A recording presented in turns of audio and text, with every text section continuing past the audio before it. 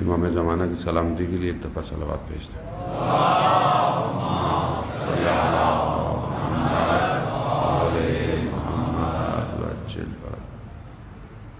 لا حول ولا قوة إلا بالله العلي العظيم حسبنا الله ونعم الوكيل نعم المولى ونعم النصير أعوذ بالله من الشيطان الرجيم بسم الله الرحمن الرحيم الحمد لله الذي يؤمن الخائفين وينجي الصالحين ويضع المستكبرين ويهلك ملوكا ويستخلف آخرين والصلاة والسلام على رسول ثقلين محبوب رب المشرقين والمغربين جد الحسن والحسين نبینا سیدنا ابی القاسم محمد صلی علی وآلہ الطیبین الطاہرین المعصومین لا سیما بقیت اللہ فی الارضین روحی وارواحنا لتراب مقدم الفداء ولعنت اللہ علی اعدائهم اجمعین بسم اللہ الرحمن الرحیم رب اشرح لی صدری ویسر لی امری واحلل عقدۃ من لسانی یفقهوا قولی اما بعد فقد قال رسول اللہ صلی اللہ علیہ وآلہ وسلم افضل الاعمال امتی انتظار الفرج صلوات بیت محمد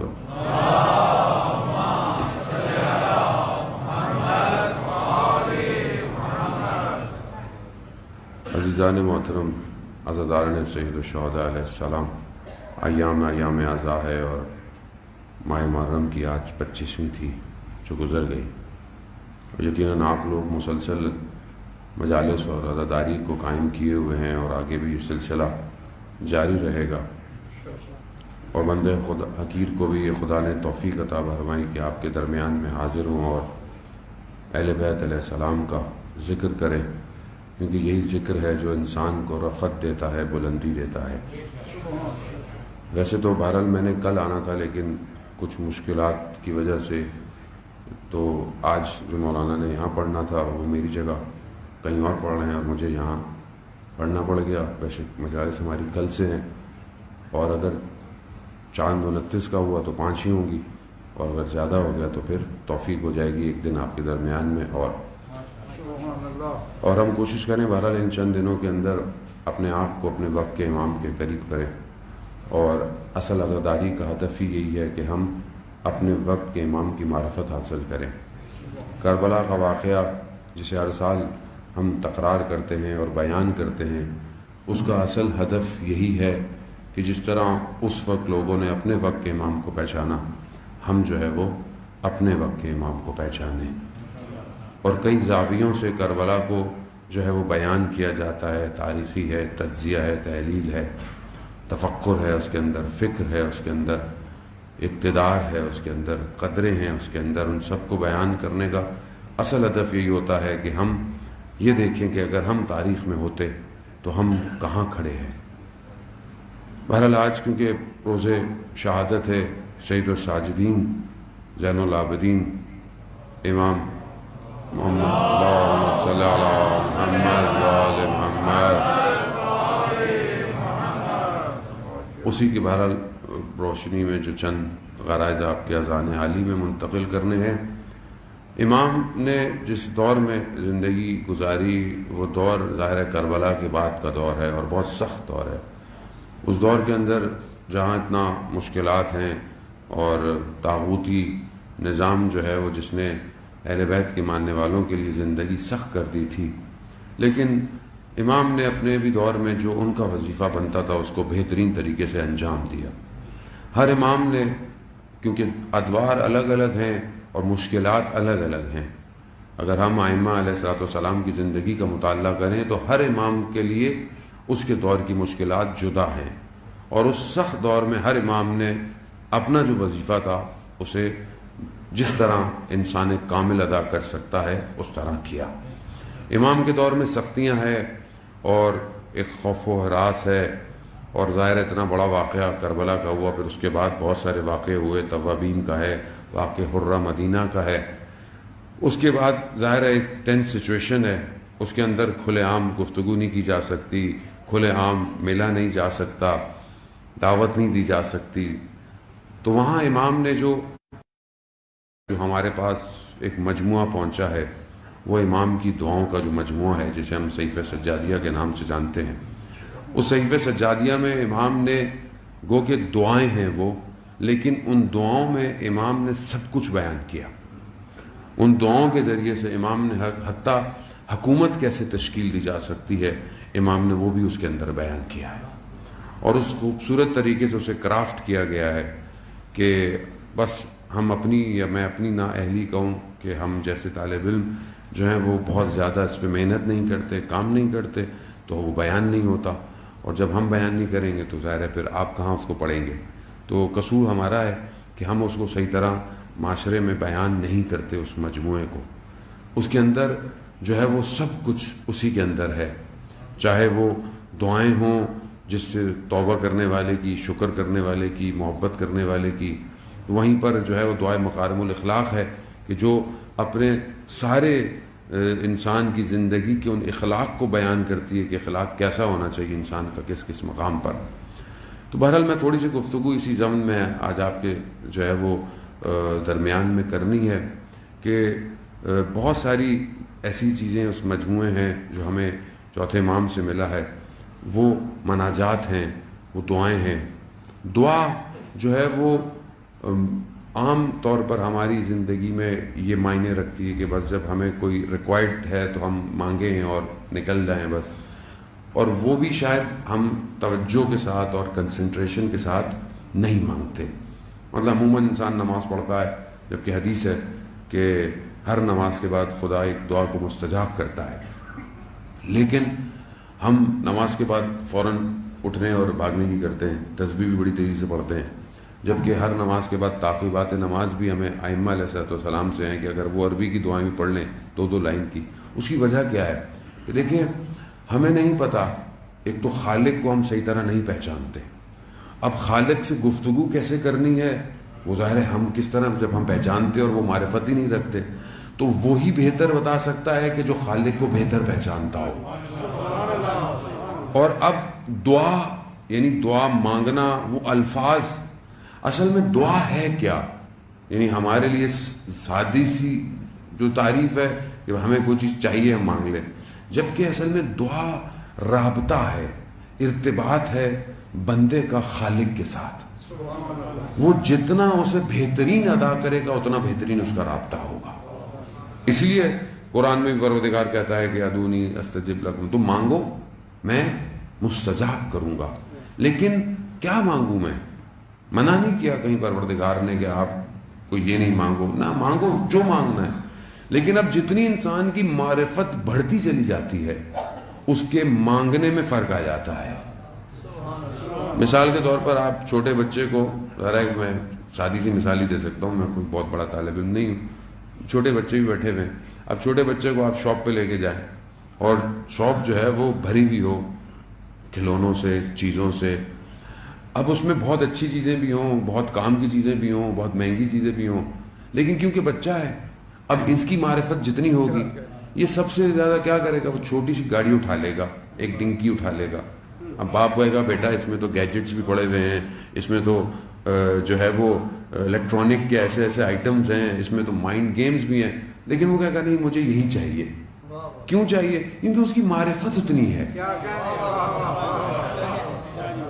اب عالم بھرا ہوا ہے خزانوں سے، لیکن ہم جو ضد کرتے ہیں وہ کیا کرتے ہیں؟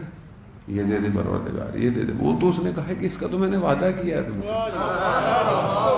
جو تم مانگ رہے ہو اس کا تو میں نے تم سے وعدہ کیا ہے، مجھ سے وہ مانگو جس کا میں نے وعدہ نہیں کیا. اب کیا مانگے؟ یعنی اس عالم میں کیا ہے ایسا کہ جس کی طرف ہم متوجہ ہی نہیں ہیں. تو عزیزان محترم، ہم بہت ساری، میں اپنی بات کروں، خدا آپ کو خدا نخواستہ نہیں کہہ رہا، بہت ساری لذتوں سے محروم ہے جو اس کائنات کے اندر ہے. امام نے اپنی دعاؤں اور مناجات سے ہمیں اس طرف اشارہ کیا ہے۔ امام جو دعائیں کہتے ہیں، صاحب دعائے ابو حمزہ جو ہم ماہ رمضان میں پڑھتے ہیں، کہ انشاءاللہ کہ پڑھتے ہوں گے، اور وہ دعا پورے رمضان بھی ہم سے شاید پوری نہیں پڑھی جاتی، جبکہ آیت اللہ عظمہ بہجت رضوان اللہ تعالیٰ علیہ فرماتے تھے کہ ہم تھے تو مولا کے حرم میں تہجد میں، وتر میں، قنوت میں پوری دعا پڑھتے تھے۔ اب آپ اس دعا کو کھول کے دیکھیں، اچھا ان کا پڑھنا اور ہمارے پڑھنے میں بڑا فرق ہے۔ ہم تو پڑھتے ہیں کتنے صفحے باقی رہ گئے، ایسی ہے نا، پلٹ کے دیکھتے ہیں کتنی دیر ہے، 1 گھنٹہ آدھا گھنٹہ ہو گیا۔ وہاں نہیں ایسا، وہاں ایک ایک فراز وجود سے ادا ہوتا ہے۔ الہی پروردگار تو مجھے عذاب سے ادب نہ سکھا، یعنی تو مجھے ایسا نہ کر کہ میں تیرا بندہ ہوں، تیرا بندہ بننا چاہتا ہوں، لیکن عذاب دے کر مجھے بندہ نہ بنا۔ الہی لا تعذبنی بعقوبتک، یعنی کیا جملے ہیں، شروع یہیں سے ہو رہی ہے دعا، آگے کیا ہوگی دعا؟ پروردگار میں روز قیامت میں جہاں سب عیاں ہوگا، کھلا ہوا ہوگا، وہاں تیری ستاریت کی زیادہ ضرورت ہے۔ یہاں تو نے میرے عیبوں پہ پردے چھپائے ہوئے ہیں نا، یہاں تو کسی کو نہیں پتا میں اندر سے کیا ہوں، یہاں تو نے چھپایا ہوا ہے، لیکن قیامت میں کہ جہاں سب کھلا ہوا ہوگا، اعضا خود گفتگو کریں گے، وہاں مجھے تیری ستاریت کی چھپانے کی زیادہ ضرورت ہے۔ آپ دیکھ رہے ہیں مانگنے میں کیا مانگ رہا ہے، کیوں؟ کیونکہ یہ بندہ جانتا ہے اس خالق کو اس سے مانگنا کیا ہے۔ تو ہم جو دنیا میں مانگتے ہیں، اس لیے تو ہم تھوڑا سا کوشش کرنی چاہیے کہ ہم ان دعاؤں کو اپنی زندگی میں شامل کریں تھوڑا تھوڑا، تاکہ ہمارے اس کائنات کی معرفت میں فرق آئے۔ جب انسان اس طرف بڑھے گا تو کائنات اس کے لیے مختلف ہو جائے گی، ہستی شناسی اس کی تبدیل ہو جائے گی۔ یہ جو دنیا کی مراحل ہیں، ان کو وہ بہت تیزی سے طے کر کے آگے کی طرف بڑھ جائے گا، کیونکہ دنیا کی حقیقت ہے ہی کیا؟ دنیا تو ایک گزرگاہ ہے، ایک مسافر خانہ ہے ویسے بھی۔ اب آپ کسی ہوٹل میں ٹھہرے ہوئے ہو ٹیمپریری، اور آپ بولیں گے بس یہی سب کچھ ہو، یہی پردے ہوں، یہی صوفے ہوں، یہی ہو وہ ہو، ساتھ والا بولے گا 5 دن تو رہنا ہے، ویسے بھی آگے جانا ہے، تو اس میں اتنا دل لگانے کی کیا ضرورت ہے؟ تو اب ہم نے تو یہاں ویسے بھی ٹیمپریری ہے، گزرگاہ ہے، عالم زر سے بطن مادر میں، بطن مادر سے اس دنیا میں، دنیا سے پھر برزخ، برزخ سے اقصد آخرت ہے، کہ قرآن کہتا ہے کہ ہم فیہا خالدون، تم وہاں ہمیشہ رہو گے۔ اب جہاں ہمیشہ رہنا ہے وہاں کیا عالم ہے، وہاں کیا ہے، وہاں کس کی ضرورت ہے، وہاں کیا چیز ہے جو کام آئے گی؟ عزیزان محترم، ہم نے دنیا تو بہت بنا لی، بہت پلاٹ بنا لیے، بہت چیزیں بنا لی دنیا کے اندر، لیکن آخرت کا پلاٹ خالی پڑا ہوا ہے۔ وہاں پہ جو ہے وہ کسی کی سفارش نہیں چلے گی، وہاں خود بنائیں گے تو جائیں گے۔ جیسے آپ نے بہرحال کہیں اور رہتے ہوں گے، یہاں بنایا تو شفٹ ہوئے، وہاں بھی ابھی سے بنے گا تو شفٹ ہوں گے۔ شفٹ تو ہونا ہے، آپ چاہیں یا نہ چاہیں۔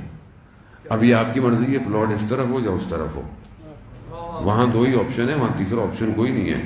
یہاں تو بہت آپشن ہے آپ کے پاس، وہاں آپشن نہیں ہے، یا خود بنا لیں یا دوسرا جو بنا پڑا ہے وہ مل جائے گا۔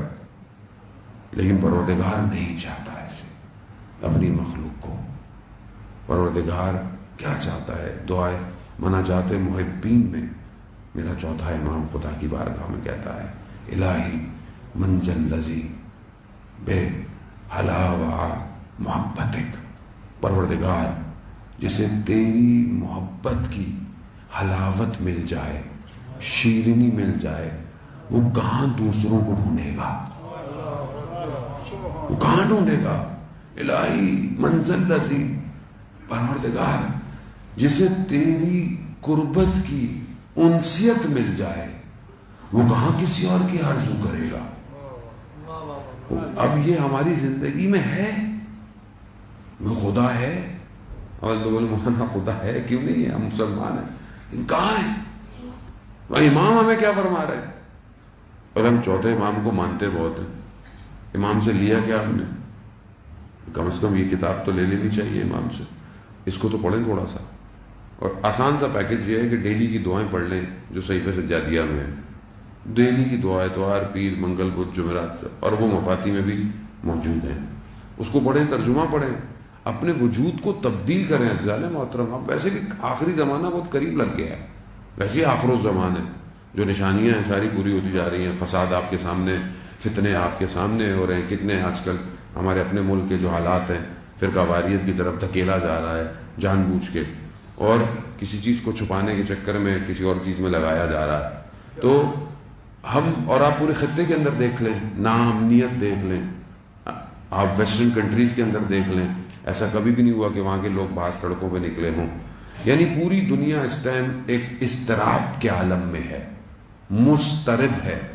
اور یہ جب تک اضطراب اپنی اوج پہ پہنچے گا تو وہ آئے گا جو پردہ غیبت میں انتظار کر رہا ہے.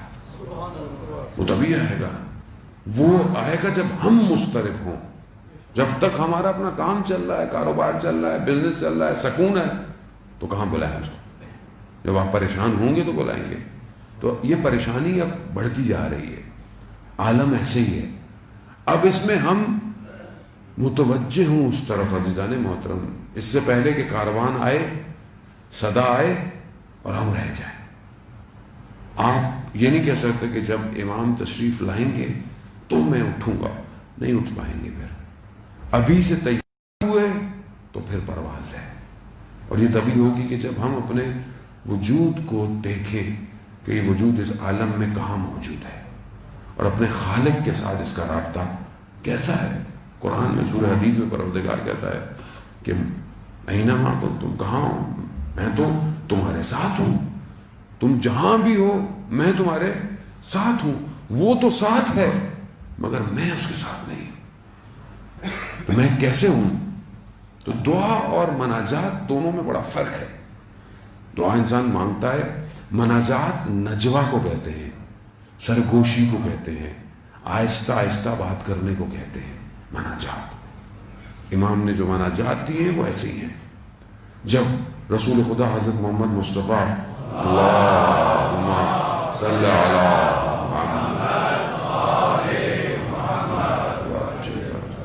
جب معراج پہ گئے تو پروردگار نے اپنے حبیب سے جو ہے وہ بہت ساری حدیثیں ہیں، بہت سارے کلام ہیں. تو پروردگار نے اپنے حبیب سے، محبوب سے کہا کہ اگر کوئی بندہ میری رضا کے لیے کام کرتا ہے تو میں اسے 3 خصلتیں دیتا ہوں. اگر جو میری رضا، یعنی کیا؟ یعنی جس پر خدا راضی ہو. اب اس کو آپ کو اپنی زندگی میں خود ڈھونڈنا ہے کہ آپ کے کس کام سے خدا راضی ہوگا. وہ یہ الگ گفتگو. تو 3 خصلتیں اسے دیتا ہوں. پہلی کیا چیز دیتا ہوں؟ پہلا، میں اسے ایسا شکر دیتا ہوں جس میں جہل نہیں ہوتا.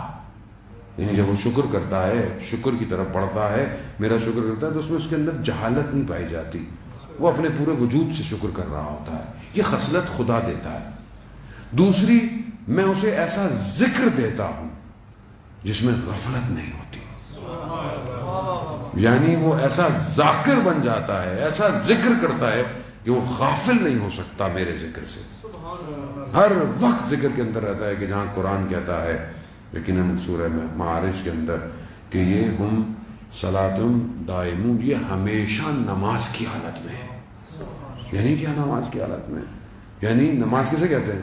یعنی آپ نماز جو پڑھتے ہیں، سادی سی نماز کے سادے سے مفہوم تو یہی ہے کہ آپ چیزوں کو حرام کر دیتے ہیں بہت ساری، اور اس کے آگے متوجہ ہو جاتے ہیں. اب آپ کو کوئی ادھر ادھر کرے تو آپ کہتے ہیں بھائی میں خدا کی قبلہ رخ ہو کر خدا کی طرف عبادت کر رہا ہوں، خدا کی طرف متوجہ ہوں. صرف بدن نہیں، وجود بھی متوجہ ہو، قلب بھی متوجہ ہو، ذہن بھی متوجہ ہو. تو کہا یہ وہ ہیں کہ جو ہر وقت نماز کی حالت میں رہتے ہیں. یعنی جہاں پہ بھی ہوں گے ہر وقت خدا کی طرف متوجہ ہیں. جہاں بھی دیکھیں گے ان کے چہرے اپنے کاموں میں، اپنے ذکروں میں. تو میں ایسا ذکر سے دے دیتا ہوں کہ جو اسے غفلت میں نہیں ڈالتا. اور پھر میں اس کے دل میں اپنی محبت ڈالتا ہوں اور اسے ایسی محبت دیتا ہوں کہ یہ دنیا کی محبتوں کو چھوڑ دیتا ہے. یہ مہم ہے زیادہ. بس میں اسی جملے تک آپ کو لانا تھا اس مناجات محبین کی وجہ سے. یہ جو محبت خدا کی جب آتی ہے تو یہ باقی محبتیں اس کے دل سے منقطع ہو جاتی ہیں, چھوڑ جاتی ہیں. پھر کیا کرتا ہے جب یہ 3 خصلتیں آتی ہیں تو پھر پروردگار ارشاد فرماتا ہے کہ پھر میں اس کے قلب کی وہ آنکھ روشن کرتا ہوں جس سے یہ میرے جمال کو دیکھتا ہے, اور پھر میں یعنی پروردگار پھر میں اس سے نجوا کرتا ہوں, یعنی پھر پروردگار اس سے سرگوشی میں باتیں کرتا ہے. عزیزان محترم, یہ خصلتیں کس کے لیے, کون سی مخلوق کے لیے ہے, کس کے لیے پروردگار نے فرمایا؟ میری زندگی میں کہاں ہے یہ, کہاں پھنس گیا ہوں میں زندگی میں, کن چیزوں میں نے اپنے آپ کو پھنسا دیا ہے. اور وہ کہتا ہے کہ میں نے پوری کائنات کو تمہارے لیے بنایا ہے مگر تمہیں میں نے اپنے لیے بنایا ہے. تو کہاں ہے میرا, میں کہاں ہوں؟ مجھے سب دیا اس نے لیکن میں کہاں ہوں؟ عزیزان محترم, بہرحال اس طرح متوجہ ہوں, ہم ہر طرف تو متوجہ ہیں لیکن یہ حقیقت ہے, یہی مقصد امام حسین تھا کہ خالق کی طرف متوجہ کرے. جب متوجہ ہو جائے تو اسے پتہ چل جائے گا اس کا وظیفہ کیا ہے, کون سی چیز تھی کہ جس کے لیے سید الشہداء اتنے خزانوں کو لے کر کربلا آئے. کون سی ایسی چیز, کوئی تو اتنی قیمتی چیز تھی. امام حسین علیہ السلام خود عظیم ہے لیکن وہ چیز جس کے لیے امام نے قربانی دی وہ اس سے بھی زیادہ عظیم ہے. کیا ہے؟ پروردگار ہے. کروڑوں لوگوں کی نگاہیں سید الشہداء کی طرف اور اس بندے کامل انسان کی نگاہ اپنے پروردگار کی طرف. رضن بے رضائک, میں راضی ہوں تیری رضا پہ, تیری رضا پہ, میں نے خدا کی رضا پہ کام کیا. اب یہ خصلتیں اگر مکمل اور تام ہیں تو ان بندوں پر ہے, مگر راستہ بند نہیں کیا انہوں نے کہا تمہارے لیے بھی ہے, تم بھی کرو, تم بھی میری رضا کے لیے کام کرو, میں تمہیں بھی سب کچھ دوں گا, تمہیں بھی یہ مناجات دوں گا, تمہیں بھی یہی گفتگو دوں گا. ہم جب علماء اور شہداء کا گفتگو پڑھتے ہیں, سنتے ہیں, یقیناً انہوں نے اپنے آپ کو اس مقام پہ پہنچایا ہے, اس مقام پہ لے کر گئے کہ جہاں ان کی مناجات اور گفتگو ہے.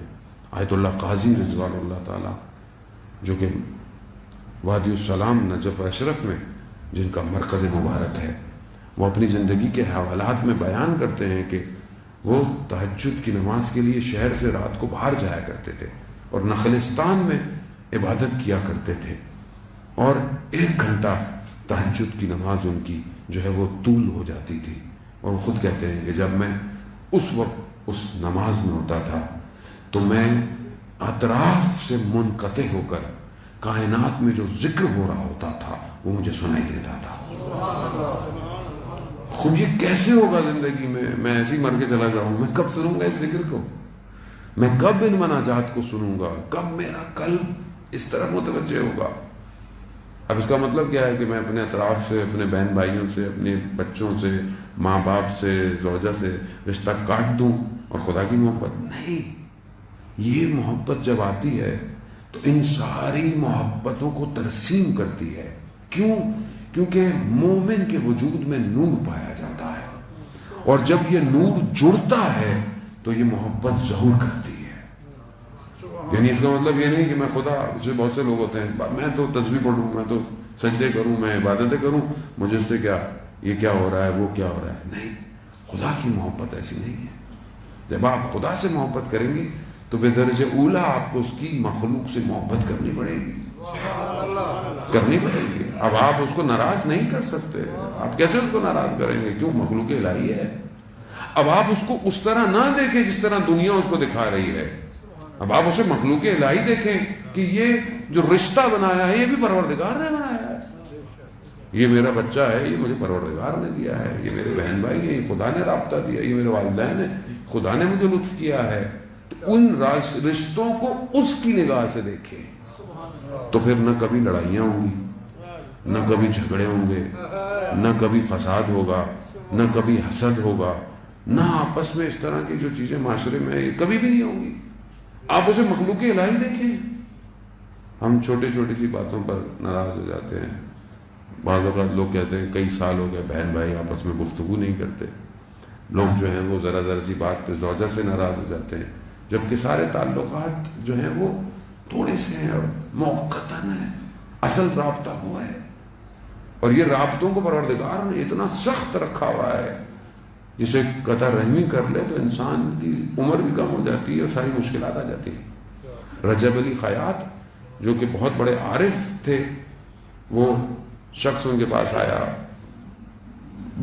ساختمان بناتا تھا، گھر بناتا تھا، بہت سارے بنائے، بک نہیں رہے بڑے عرصے سے، یہاں تک کہ مشکلات مالی کا شکار ہو گیا. کسی نے بولا شیخ کے پاس جاؤ، شاید کوئی حل دے. جب شیخ کے پاس پہنچے تو شیخ نے کہا کہ تمہاری جو بہن ہے کتنے عرصے سے تم نے اس سے گفتگو نہیں کی، اور تم نے اس کی وراثت کا حق کھایا ہوا ہے. اب اس کو یاد آیا کہ اس زمانے میں وہ تھوڑے سے پیسے بنتے تھے جو تھے کہ اس نے نہیں دیے تھے وراثت کے. تو کہا میں دے دیتا ہوں، کہا میں زیادہ دے دیتا ہوں، زیادہ دے کے آ گیا. پھر واپس آیا، کہا ابھی بھی مسئلہ حل نہیں ہوا. کہا کیوں؟ کہا تمہاری بہن جو ہے وہ کرائے کے گھر میں رہتی ہے اور تم نے اتنے گھر بنائے ہوئے ہیں. کہا ایک گھر اس کو دو. کہا کہ اس میں تو گھر مسئلہ ہے تبھی حل ہوگا، مرضی تمہاری آگے. اس نے جیسی بہن کو گھر دیا، اس کے بعد اس کے گھر جو ہے وہ بکنا شروع ہو گئے. یعنی ہمیں نہیں پتا، ہم بہت سارے زندگی کے مسائل میں پھنسے ہوئے ہوتے ہیں اور اس کی وجہ ہمارے اطراف میں ہوتی ہے، اور ہم وظیفے کیے جا رہے ہیں، مولانا یہ عمل دے دیں، وہ عمل دے دیں. عمل ہمارے آس پاس ہے. بعض وقت انسان بچے کو اس طرح جھڑک دیتا ہے، ڈانٹ دیتا ہے کہ اس کے دل کی آہ آپ کو مشکلات میں ڈال دیتی ہے، لیکن ہم متوجہ نہیں ہوتے. انسان گھر کے اندر اپنی زوجہ کے ساتھ شدید، ذرا سی بات پہ شدید کر بیٹھتا ہے، اور یہاں تک کہ اس کی پکڑ عالم برزخ تک باقی رہتی ہے. انسان عالم برزخ میں بھی ان رابطوں کی وجہ سے عذاب برداشت کر رہا ہوتا ہے، لیکن ہم متوجہ ہی نہیں ہیں. کیوں؟ کیونکہ ہمیں درس دیا ہی نہیں جاتا. ہمیں ریلیشن شپس کیسے ہونے چاہیے ہمیں بتایا نہیں جاتا. اور جس معاشرے میں ہم رہتے ہیں وہ تو اس نہج پہ آ گیا ہے کہ ویسے ہی سوشل میڈیا جو سائبر ورلڈ ہے، کہ برحال گفتگو آنے والے دنوں میں کریں گے اس پہ، کہ اس نے ہمیں ویسے ہی توڑ دیا ہے. ویسے ہی فیک ریلیشن شپس پر ہماری دنیا قائم ہے. جھوٹے رشتے جو رہی صحیح کثر تھی وہ کرونا نے پوری کر دی. سوشل ڈسٹینس ہو جائیں آپ، ویسے ہی دور ہو جائیں آپ. ویسے ہی دور تھے ہم، ہمیں اور دور کر دیا. اور جوڑا کس سے؟ سوشل میڈیا سے. وہ کیا کر رہا ہے؟ برباد کر رہا ہے. تو عزیزان محترم، ان حالات میں انسان بہت ضعیف ہو گیا ہے. اسے فوراً ضرورت ہے اس اکسیر کی جو اسے پروردگار کی طرف لے کے جائے، اور وہ کوئی اور نہیں ہے، وہ یہ مناجات ہے کہ انسان اپنی خلوت میں ان مناجات کا سہارا لے، خدا کی بارگاہ میں جائے، بات کرے اس سے، گفتگو کرے اس سے. دنیا سے باتیں کرتے ہیں ہم لوگ، گھنٹوں گھنٹوں باتیں کرتے ہیں، چیٹ کرتے ہیں، پتہ نہیں کیا کیا کرتے ہیں، اور خالق سے گفتگو نہیں کرتا. کھولے اپنے آپ کو اس کے آگے. اس سے کیا چھپانا؟ آپ کسی ڈاکٹر کے پاس جائیں، ہو سکتا ہے کوئی بیماری آپ نہ بتائیں، چھپانا چاہیں اس کو، میں نے میٹھا کھا لیا، نہیں بتا رہے آپ اس کو، وہ بھی اسی طرح آپ کی دوائی دے گا. لیکن خالق سے کیا چھپائیں گے جو سب جانتا ہے، جس نے آپ کو اس وقت جب روح تھے تب بھی جانتا ہے، قبر میں کیا ہوگا تو بھی جانتا ہے، آخرت میں کیا ہوگا تو بھی جانتا ہے، آپ کے آباء و اجداد کو جانتا ہے، آپ کی ساری خصلتوں سے واقف ہے، آپ کی ساری کمزوریوں سے واقف ہے. سب کچھ اسی کا ہے. کوئی کائنات کا ذرہ اس کی مرضی کے بغیر اصل وجود نہیں. اسی کا وجود ہے جس نے یہ حیات بخشی ہوئی ہے. وہی سب کچھ ہے. اگر وہ اتنا عظیم نہ ہوتا تو علی جیسی شخص ابھی آپ دیکھیں مناجات دیکھیں، آپ دیں مولا کی خدمت میں پہنچے، امام کیسے مناجات کر رہے ہیں، وہ مناجات جو ہم مسجد کوفہ میں پڑھتے ہیں کہ خدا کرے ہم سب کو وہاں کی زیارت نصیب ہو، مناجات جو کوفہ میں پڑھی جاتی ہے وہ مناجات امیر المومنین جو مشہور ہے، بہت معروف ہے، کس طرح وہ مناجات ہو رہی ہے کہ پروردگار میں تجھ سے سوال کرتا ہوں اس دن کا، یوم لا ینفع، جس دن کوئی بھی چیز فائدہ نہیں دے گی سوائے قلب سلیم کے۔ یہ امام کی مناجات ہے عزیزان محترم، یہ امام مناجات کر رہے ہیں، مولا یا مولا انت المولا انا العبد وهل يرم العبد الى المولا، تو میرا مولا ہے، تو میرا ہے، تو میرا مالک ہے، میں تیرا بندہ ہوں، کیا تو رحم نہیں کرے گا اپنے بندے پر جبکہ تو پروردگار ہے، تو مولا ہے۔ مولا یا مولا انت الخالق، مولا یا مولا انت العظیم انا الذلیل، مناجات، سرگوشیاں میری زندگی میں کہاں ہیں؟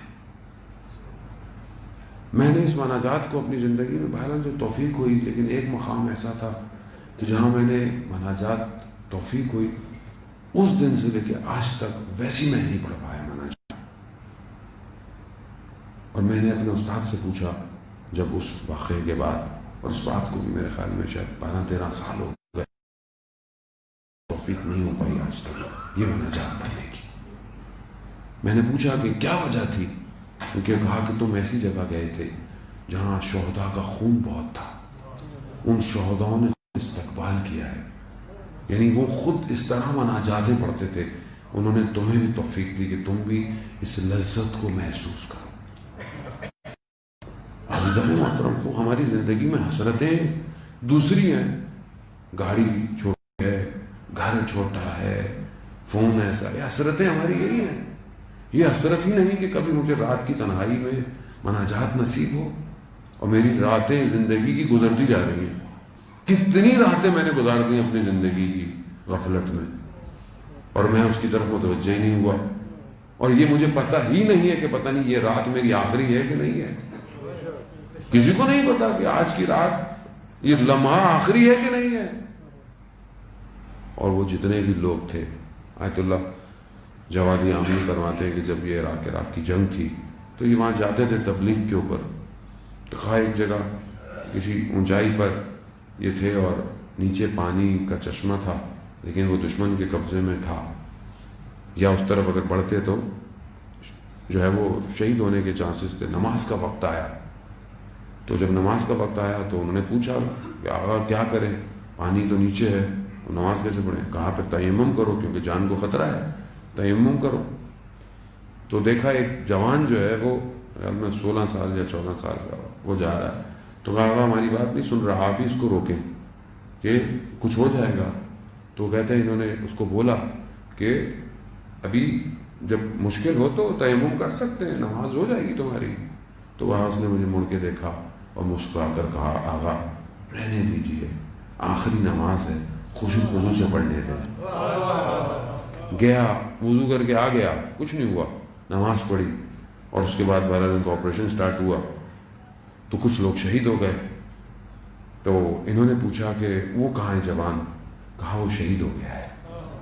کہا وہ پانی کے کنارے دیکھا تو اس کا بدن تھا اور وہ اسی طرح مسکرا رہا تھا کہ وہ جانتا تھا کہ یہ اس کی آخری نماز ہے۔ 16 سال کا۔ کہتے ہیں آغا جوادی نے خاک اٹھائی، سر پہ ڈالی، کہا کہ یہ کون سا علم تھا جس نے امام خمینی نے ان کو پڑھایا اور یہ اس مقام پہ پہنچ گئے، اور ہم فلسفہ اور عرفانی پڑھتے رہ گئے۔ کیا چیز تھی؟ خدا، رابطہ۔ یہ جوان جو ہے وہ شب کی تنہائیوں میں مناجات پڑھتے تھے، یہ جانتے تھے کہ یہ اس ایسے مقام پر ہے کہ جہاں پر لقاء اللہ قریب ہے، خدا سے ملاقات قریب ہے۔ 72 شہیدوں میں سے جو ایک امام کا صحابی ہے، یقیناً شاید بصرہ سے آیا، اپنے 2 بیٹوں کے ساتھ، اس کے میرے خیال میں اچھے خاصے بیٹے تھے، لیکن صرف 2 بیٹے اس کے ساتھ آئے. اور جب وہ امام سے آ کر ملا تو اس نے قرآن کی ان آیتوں کی تلاوت کی جس میں انسان خوش ہو رہا ہوتا ہے, مسکرا رہا ہوتا ہے, جس میں فرح ہے, نشاط ہے. تو آپ بولیں گے یہ تو مطلب اس جنگ میں آیا ہے تو اس میں مسکرانے خوش ہونے کی کیا بات ہے؟ کیونکہ یہ جانتے تھے, حتیٰ شب عاشورہ اور روز عاشورہ بھی ان کے چہروں پہ مسکراہٹیں تھیں. کیوں؟ کیونکہ یہ جانتے تھے ان کی اور خدا کی ملاقات میں اب تھوڑا ہی فاصلہ رہ گیا ہے. اور ہم اپنی زندگی میں اس ملاقات پر کیسے متوجہ ہو؟ کیونکہ ہم نے شرائط کو طے نہیں کیا. ہم اپنی زندگی میں ان شرائط کو طے ہی نہیں کر رہے جو ہمیں داخل کرے اس عشق کی وادی کے اندر. ہم باہر ہیں, ہم گھوم رہے ہیں باہر.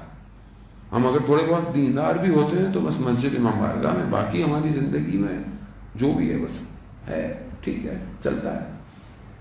اور اس کے بعد ہمارے پاس ایکسکیوزز بھی بہت سارے ہیں, یہ مسئلہ ہے, وہ مسئلہ ہے, یہ مسئلہ ہے.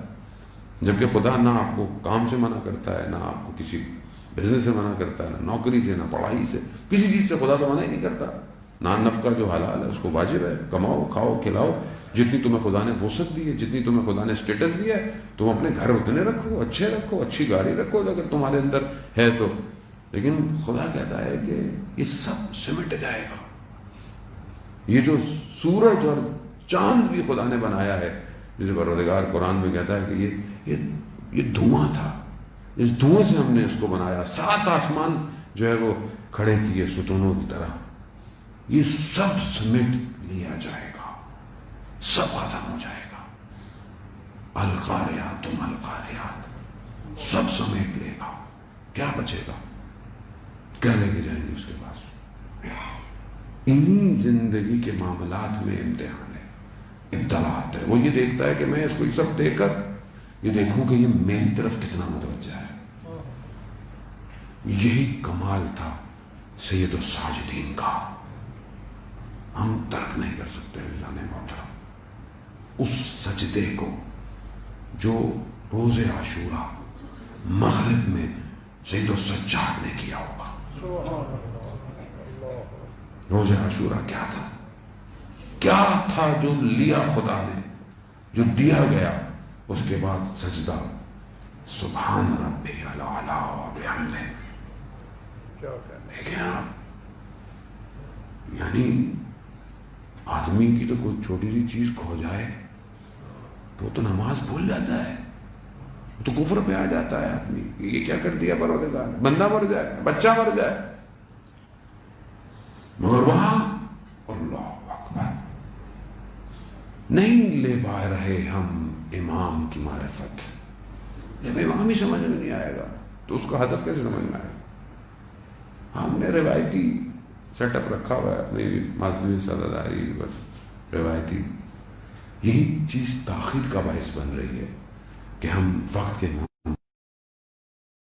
امام کو ہمارے پیسے نہیں چاہیے, امام کو ہماری دولت نہیں چاہیے, امام کو ہمارا وجود چاہیے. وجود.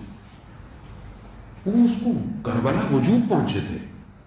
کربلا کوئی لوگ اپنے کوئی کاروان چھوڑ کے آئے لوگ. تو زہیر ابن کہن کے جو اتنا دوسرے مسلک کا اور اچھا خاصا آدمی تھا, اس کا پورے خیمے لگتے تھے, سب کچھ تھا. لیکن جب امام کی طرف آیا تو آتے کہا کہ سب خیمے میں ہٹا دو, سب جاؤ, سب چھوڑ دیا, حتیٰ اپنی زوجہ کو بھی بھیج دیا. کیوں؟ کہا امام نے بلا لیا ہے. امام کو دولت تھوڑی چاہیے تھی, امام تو وہ ہیرے تلاش کر رہے تھے کہ جنہیں کربلا کی سرزمین میں دفن کیا جائے, جن کی روشنی قیامت تک کے ظلمتوں کو چیرتی رہے. انہیں جمع کیا ہے امام نے. ابھی بھی امام کو یہی چاہیے. امام کو کوئی, امام کے پاس سب کچھ ہے, امام سارا علم رکھتے ہیں. یہی خزانے آج بھی پیدا ہو رہے ہیں, آج بھی. اس میں سے ایک شہید قاسم سلیمانی, وہ خزانہ کہ جسے اس کے جنازے نے دنیا کو بتایا کہ یہ کتنا خدا کے قریب تھا. کیسا وہ شخص آپ اس کی اپنی مناجات اور دعائیں تو سنیں، دیکھیں کہ وہ کس طرح دیکھتا ہے کائنات کو، کہاں سے بن گئے یہ سب۔ خود کہتا ہے کہ ملت امام حسینی، ہم امام حسین کی قوم ہیں، ہم شہید پرور قوم ہیں، تو ہمیں جنگ سے ڈراتے ہیں۔ کربلا ہیرے مانگتی ہے، اگر آج ہیں تو وقت کے امام تک پہنچ جائیں گے۔ وہ کب ہوں گے؟ جب انسان اپنی خلوت تنہائی میں مناجات کرے، خدا کے رابطے کو محکم کرے۔ ہمارا خدا سے رابطہ، میں اپنی بات کروں، ضعیف ہے۔ میں نماز پڑھتا ہوں 5 وقت کی، خدا کا شکر ہے میں پڑھتا ہوں، لیکن کیسی پڑھتا ہوں؟ اس نماز میں میری حالت کیا ہے؟ نماز میں میری کیفیت کیا ہے؟ کیا کبھی مجھے نماز میں رونا آیا؟ کبھی میں نے سجدے میں میرے آنکھوں سے آنسو نکلے خدا کے لیے؟ جبکہ خدا کہتا ہے کہ مجھے چند قطروں میں سے جو پسند ہے اس میں سے ایک قطرہ یہ ہے جو رات میں میری محبت کی وجہ سے نکلے۔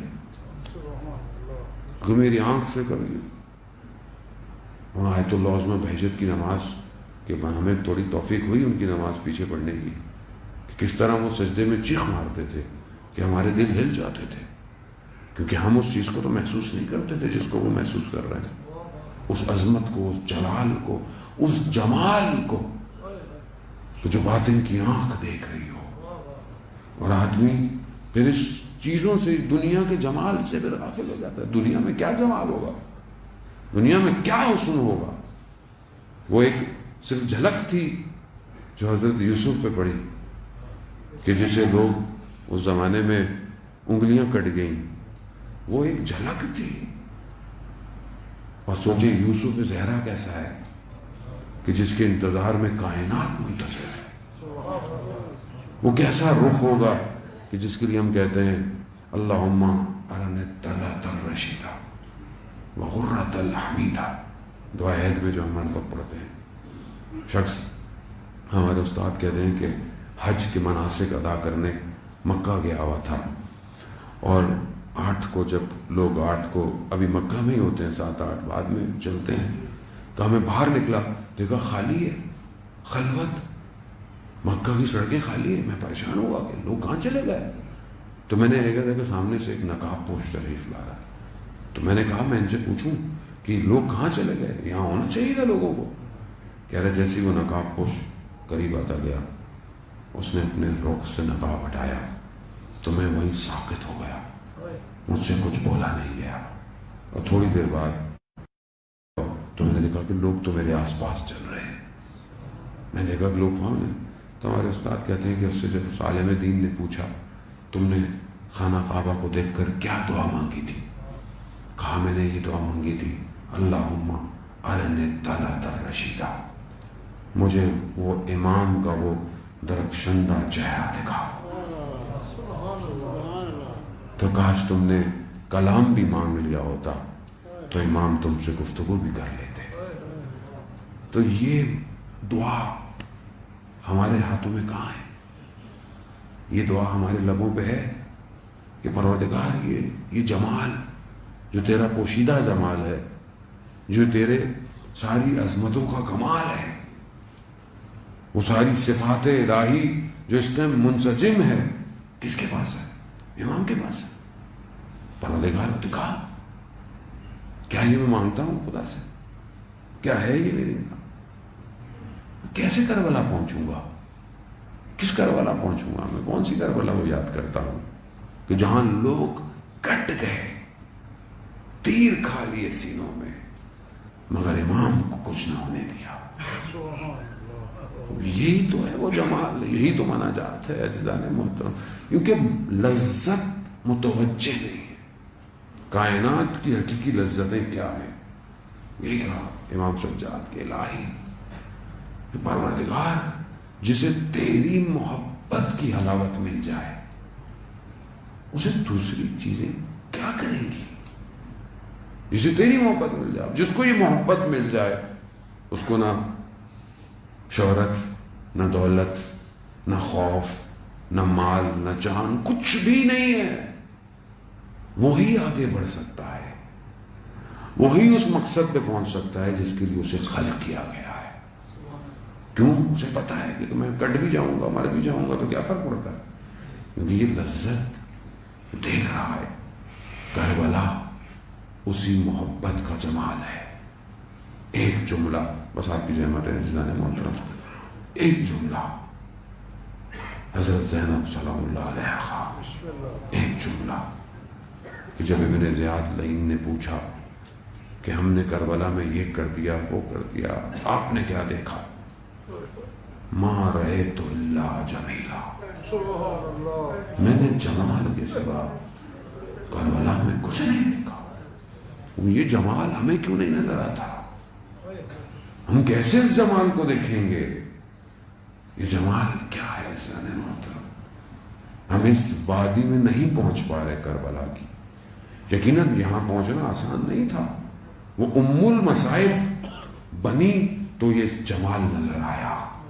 مصیبتیں دینی پڑتی ہیں اس جمال تک پہنچنے کے لیے.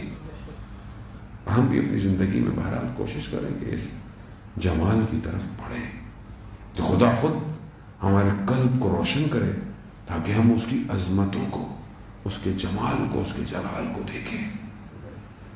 مرنا تو سب نے ہے، اور حدیث ہے کہ مرنے سے پہلے مر جاؤ. مرنا تو ہے، سب کو موت آنی ہے. مر کے اپنی چیزیں دیکھو گے تو کیا کمال ہے؟ مرنے سے پہلے مرو تاکہ اس مقامات کو پہلے ہی دیکھ لو، اس چیزوں کو پہلے دیکھو. لذت تو اسی میں ہے. ان عوالم کو دیکھو جس میں امام موجود ہے، ان چیزوں کی طرف متوجہ ہو انسان. آیت اللہ عظم بہجت فرماتے تھے کہ ہم جو ہے وہ ہم نے اپنے استاد سے کہا کہ آپ جو درس ہمیں دیتے ہیں یہ ایک ہفتے میں ایک دن ہوتا ہے، اس کو بڑھا دیں، آپ تھوڑا زیادہ دیا کریں. تو کہا جاؤ مسجد سہلا میں نماز پڑھو اور صبح واپس آ کر مجھے بتاؤ. گئے، دوسرے دن واپس آئے. کہا کیا دیکھا؟ کہا مغرب کی نماز میں تو بڑا رش تھا، پھر آہستہ آہستہ رش کم ہو گیا، اور پھر تہجد میں تھوڑے سے بزرگ تھے. کہا جوان کتنے تھے؟ کہا میں اکیلا ہی جوان تھا. کہا اگر اس وقت میں تم جوانوں کا اضافہ کر دو میں درسوں میں اضافہ کر دوں گا. کتنے جوان ہیں رات کی تاریکی میں جو خدا سے گفتگو کرتے ہیں؟ کتنے جوان ہیں. بزرگ تو ظاہر ہے ماشاءاللہ کرتے ہیں، ظاہر انہی کی وجہ سے برکتیں ہیں. جوان رات کو اٹھ کے خدا سے مناجات کرتا ہے یا نہیں کرتا؟ جوان فجر میں اٹھنا مشکل ہو جاتا ہے اس کے لیے، مناجات کیسے؟ تو کیسے ہم پہنچیں گے عزیزان محترم؟ یعنی آپ خود اپنے آپ پر کوشچن مارک لگائیں. ہم اپنے آپ کو دیکھیں، میں اپنے آپ کو، آپ اپنے آپ کو دیکھیں. جوان چاہیے، جوان چاہیے. جوان کا ذکر سنتے رہتے ہیں. ایک جوان تھا امام، چوتھے امام بھی کربلا میں جوان ہے، زیادہ عمر نہیں ہے امام کی، لیکن کیسی عبادت ہے، کیسی مناجات ہے، کیسی حمد و ثنا ہے خدا کی بارگاہ کی. یہ وہ زاویہ ہے جو پوشیدہ ہے ہماری زندگی میں، اور یہ دعائیں اور مناجات ویسے بھی ہماری زندگی میں کم ہے بہت زیادہ. تو ہم متوجہ ہوں یہ رابطے کو عزیزان محترم، بس خلاصہ رابطے کو مضبوط کرے گی. اور جب خدا سے رابطہ مضبوط ہو گیا تو پھر کوئی چیز آپ کو توڑ نہیں سکتی، کوئی چیز آپ کو خرید نہیں سکتی. ایک شہید کی وصیت اپنے بیٹے کو کہ اپنے آپ کو اس کمال پہ لے جاؤ کہ خدا تمہارا خریدار ہو جائے. خدا تمہیں خرید لے. نہ دنیا، ہم نے اپنے آپ کو بنایا کہ دنیا خریدے، کارپوریٹ خریدے، نفس خرید لے، خواہشات، چھوٹی چھوٹی خواہشات اپنے آپ کو بیچ رہے. ایک تصویر پہ جوان اپنے آپ کو بیچ دیتا ہے، ایک لمحے میں انسان نامحرم تعلقات میں بیچ دیتا ہے، جبکہ خدا اس قابل کرے کہ خدا خریدے. خدا کہے کہ ہاں یہ میرا، میں نے اس کو خرید لیا. جب وہ لوگ لے لے بس پھر کیا ہے زندگی میں؟ جب اس نے لے لیا تو پھر تو سب اسی کا ہے، وہ سب کھول دے گا آپ کے لیے. یہ جو ہم بھاگتے ہیں دنیا کے پیچھے، اس کے خزانے کئی بڑے ہیں.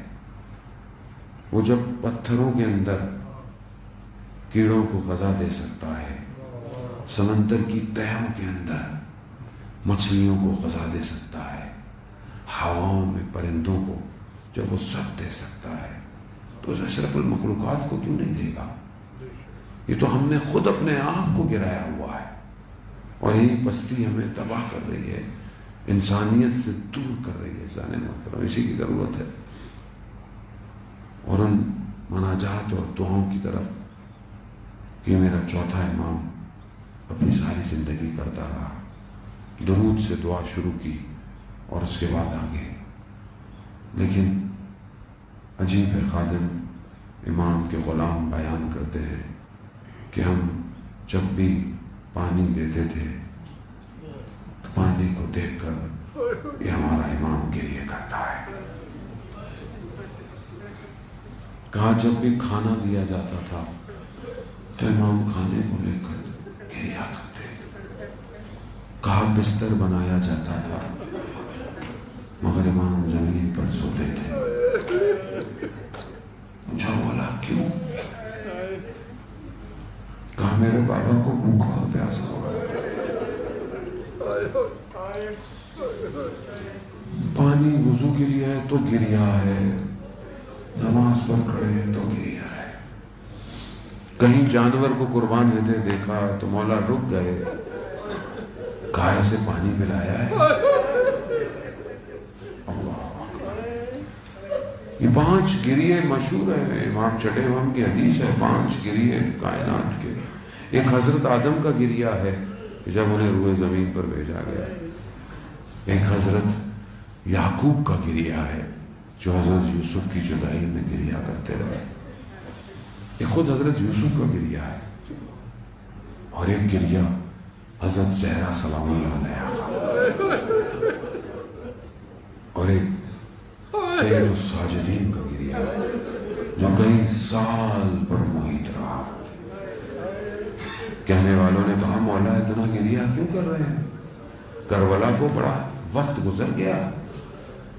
کہا کہ یعقوب کا ایک بیٹا صرف جدا ہوا تھا، حضرت یعقوب جانتے تھے کہ یوسف زندہ ہے، لیکن اتنا گریہ کیا آنکھیں سفید ہو گئی۔ کہا میرے سامنے میرے 18 یوسف قربان ہو، گریہ نہ کرو، خون کے آنسو۔ امام نے عزیزان محترم، وقت کا امام بھی گریہ کرتا ہے۔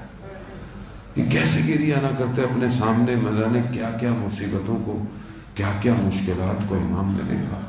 ہم تو بہرحال بیان کرتے ہیں اور اٹھ کے گھر چلے جاتے ہیں، لیکن یہ تو امام جانتے ہیں کہ روز عاشورہ کی مشکلات اپنی جگہ، لیکن شام غریبہ سے جو مشکل شروع ہوئی،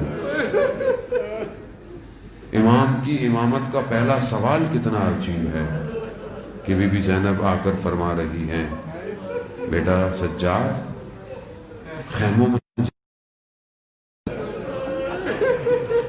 کتنا سخت ہے امام کے لیے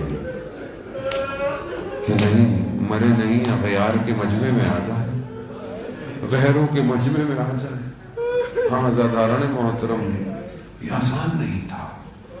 امام سجاد کو جو غم کھا گیا وہ بڑا عجیب غم ہے، ہم اسے درک نہیں کر سکتے، ہم اسے محسوس نہیں کر سکتے، اور تبھی ہم اس گریہ تک پہنچ بھی نہیں سکتے جسے امام سجاد علیہ السلام نے کیا۔ وہ گریہ اور مشکلات امام کی اس عالم کی حقیقت کو ہمارے سامنے کھول نہیں سکتی۔ امام سے پوچھا کہ کون سی ایسی چیز ہے نا کہ کربلا میں ایسی کون سی چیز تھی اس پورے واقعے میں جس نے آپ کو سب سے زیادہ رنجیدہ کیا؟ کون سی ایسی چیز ہے؟ امام نے یہ نہیں کہا کہ علی اکبر کے سینے پہ جنیزہ لگا، امام نے یہ نہیں کہا کہ قاسم کے بدن کے ٹکڑے ہوئے، علی اصغر کو تیر لگا، نہیں، یہ سارے غم اپنی جگہ پر، لیکن امام نے 3 دفعہ کہا ہائے شام، ہائے شام، ہائے شام۔ شام میں کیا ہوا ایسا؟ کیا ہوا شام میں جسے میرا مولا اتنا یاد کرتا ہے، اتنا یاد؟ خود امام ایک جگہ مقتل میں بیان ہوتا ہے کہ امام کہتے ہیں کہ دشمن ہمیں اس طرح لے کر چلتا تھا کہ ایک تو رسیاں، توق، اور ایک عجیب کیفیت ہے مقتل کے جملے کی. کہا کہ ہمارے سب چاہنے والوں کے سر نیزوں پہ، اور جب آنکھوں سے آنسو کسی کی آتا تھا تو یہ اس کے سر پہ بھی نیزہ مارتے تھے. یہ بیمار سب سے سخت مرحلہ. کچھ مقام ایسے ہیں کہ جہاں پر امام سجاد کی جان کو حضرت زینب نے بچایا ہے. ایک وہ مقام ہے کہ جب یہ بیمار خیمے میں ہے تو یہ خیموں میں آئے اور انہوں نے چاہا کہ امام کو ختم کریں. بی بی زینب آگے آ گئی. کہا کہ اس سے پہلے مجھ سے گزر کے جانا پڑے گا. کہا کہ یہ بیمار ہے، چھوڑ دو، اس سے کیا ہوتا ہے. لیکن اس سے سخت مرحلہ استاد فاطمی نے یہاں بیان کرتے ہیں کہ 11 محرم کو جب اس کارواں کو مقتل کے پاس سے گزارا گیا، عجیب کیفیت ہے، عجیب حال ہے. اس کے چند زاویے ہیں کہ پتہ نہیں میں کتنا بیان کر پاؤں گا آپ کو. کہ جب مقتل کے پاس، مقتل کیا ہے؟ مقتل جو ہم سنتے رہتے ہیں، مقتل کیا ہے؟ اس ٹائم کربلا کیا تھا؟ ایک میدان تھا نا. ایک طرف خیمے تھے، وہ بھی جل چکے تھے، دور کہیں پانی تھا.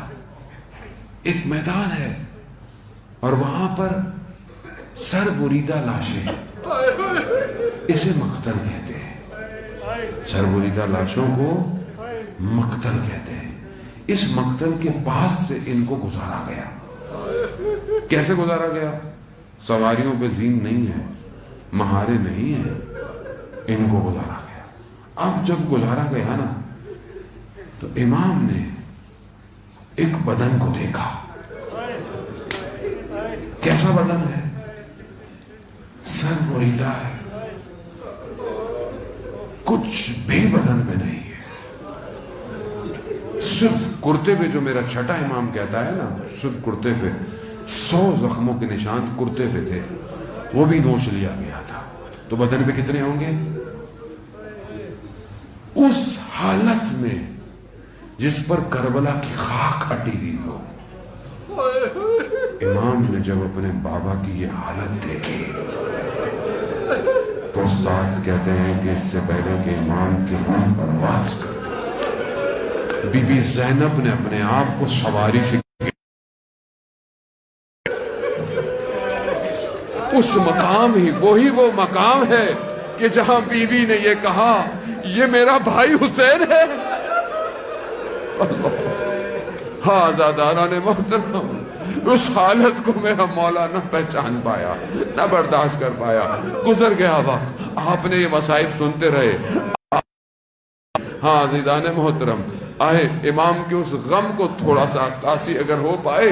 یا امام زمانہ، ہم آپ سے ہاتھ جوڑ کر معذرت چاہتے ہیں، کیونکہ ہمیں یہ بھی پتا ہے، کتابیں یہ بھی کہتی ہیں کہ آپ کو بھی سب سے زیادہ اپنی پھوپھی کا غم کھا گیا ہے. آپ بھی اپنی پھوپھی کے غم کو بہت یاد کرتے ہیں. زیارت نہیہ بھی ہمیں یہی بتاتی ہے. ہاں راوی کہتا ہے کہ میں جب شام میں داخل ہوا نا تو میں نے دیکھا شام کے لوگ رنگ برنگے کپڑے پہنے ہوئے. میں نے کہا کیا ہے، کوئی عید کا دن تو نہیں ہے آج؟ کہا نہیں، ایک باغی تھا نا جنہوں نے قیام کیا تھا، ان کے اسیروں کو لایا گیا ہے، ان کے مردوں کو مار دیا گیا. کہتے جیسے ہی میں وہاں پہنچا، میں نے جب سر نیزے پر دیکھے نا تو میں نے کہا یہ تو جانے پہچانے سر ہے. میں نے نیچے دیکھا تو میں نے دیکھا، میں نے امام کو، میں امام تک پہنچا، گردن میں توق ہے، ہاتھوں میں رسی. مولا یہ کیا ہو گیا، یہ کیا ماجرا ہے؟ کہا اس کا وقت نہیں، تیرے پاس کچھ دھرم دینار ہیں؟ کہا ہاں. کہا یہ جن کے ہاتھوں میں نیزے ہیں نا ان کو دے، اور انہیں کہے تھوڑا آگے جائیں. کہا کیوں؟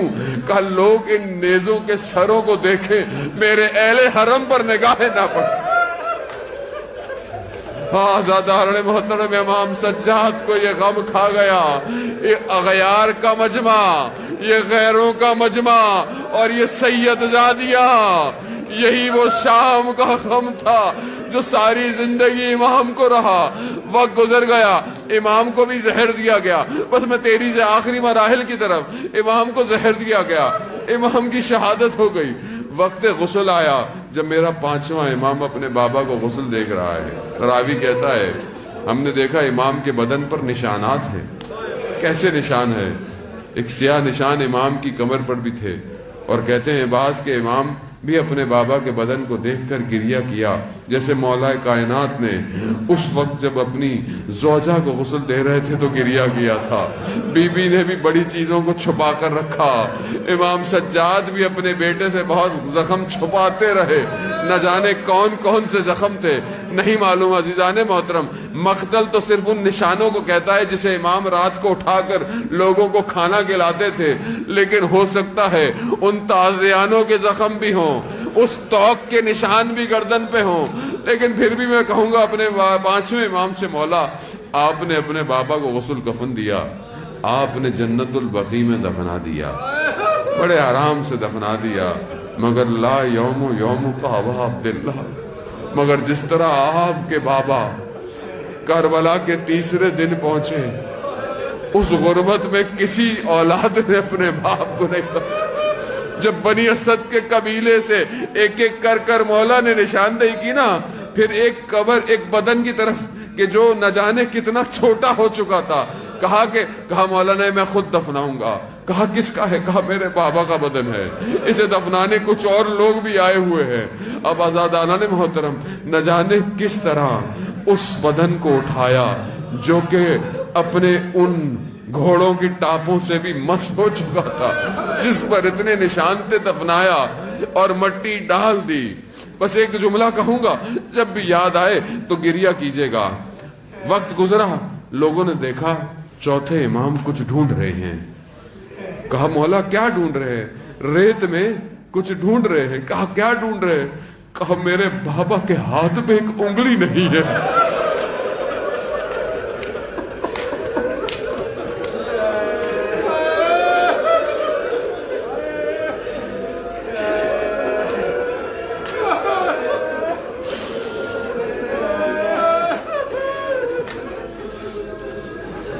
لعنت اللہ علی القوم الظالمین وسیعلم الذین ظلموا ای منقلب ینقلبون۔ پروردگار امام زمانہ کے ظہور میں تعجیل عطا فرما، ہمیں ان کے ناصروں ان کے مددگاروں میں شمار فرما۔ پروردگار ہماری اس عبادت کو اپنی بارگاہ میں قبول فرما۔ جہاں جہاں بھی جلوس مجلس عزاداری ہو رہی ہے، ان سب مومنین کی جان مال عزت آبرو کی حفاظت فرما۔ پروردگار مسلمان جہاں بھی اپنی آزادی کی جنگیں لڑ رہے ہیں انہیں کامیابی عطا فرما۔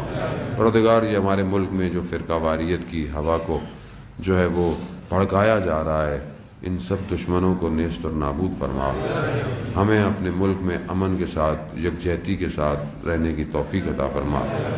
مسلمانوں کو آپس میں اتحاد کے ساتھ رہنے کی توفیق عطا فرما۔ مومنین کو آپس میں محبت کی توفیق عطا فرما۔ ہمارے وطن پاکستان کو عزت اور استحکام عطا فرما، اس کے دشمنوں کو نیست اور نابود فرما۔ پروردگار ہم سب کو عمرہ اور باقی زیارات کی توفیق عطا فرما۔ جلد سے جلد اس بیماری اس وبا کو انسانیت سے دور فرما۔ جتنے بھی بیمار ہیں اس بیماری کی وجہ سے یا اس کے علاوہ بھی بیمار ہیں، بیمار کربلا کا واسطہ پروردگار انہیں شفا کاملہ اور عاجلہ عطا فرما۔ پروردگار ہمارے گھروں کو قرآن کی تلاوت سے منور فرما، ہمیں اپنی مناجات کی لذت کی توفیق عطا فرما۔ پروردگار ہم ان ایام میں جو کر رہے ہیں اس کے بدلے میں ہمیں اپنے وقت کے امام کی قربت نصیب فرما۔ ہمارے امام کو ہمارے اعمال سے راضی ہونے کی توفیق عطا فرما۔ پروردگار اس مجلس عزاداری کا اصل ہدف وقت کے امام کی معرفت ہے، پروردگار ہمیں وہ عطا فرما۔ جو پریشان حال ہیں ان کی پریشانیوں کو دور فرما، جو بے روزگار ہیں انہیں رزق حلال عطا فرما۔ پروردگار جو بے اولاد ہیں حضرت علی اصغر کی اولاد صالح اور نیک عطا فرما۔ فتنوں کے دور میں پروردگار ہمیں کامیابی کے ساتھ سرخرو ہونے کی توفیق عطا فرما۔ اللہم ارزقنا زیارت الحسین فی الدنیا و شفاعتہ فی الآخرہ۔ صلوات بید محمد۔